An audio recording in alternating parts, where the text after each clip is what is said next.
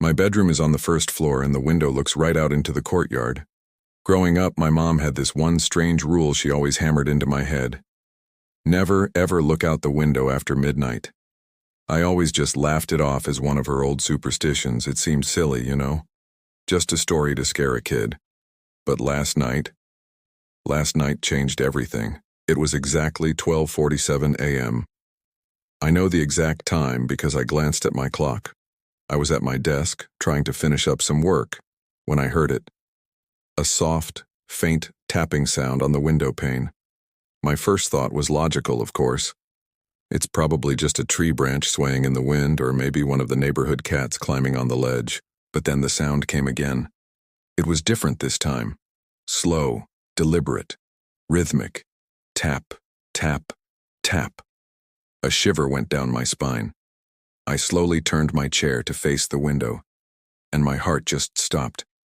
There was someone standing out there in the dark. I couldn't make out any features, no face, no clothes, just a dark human-shaped silhouette against the faint glow of the streetlights. And the tapping. They weren't knocking with their knuckles like a normal person would. They were tapping, very slowly with their fingertips. My voice was barely a whisper. "Who's there?" Silence. The figure didn't move, didn't respond. Then it slowly raised a hand, pressing it against the glass. It started to drag its fingers across the pane, leaving a dark, smeared trail. One word appeared, written in something thick and dark. Hi. My pulse was hammering in my ears. I fumbled for my phone, my hands shaking so badly I could barely unlock it. I pointed it at the window, my thumb hitting the button to take a picture with the flash on. The sudden blinding light filled my room for a fraction of a second. When my eyes adjusted to the darkness again, the figure was gone. Vanished. But on the glass, I could clearly see the greasy handprints and the smeared word. I looked down at my phone. The photo I'd just taken was on the screen. It showed me, my own reflection in the window, lit up by the flash. But the face staring back from the reflection, it wasn't mine.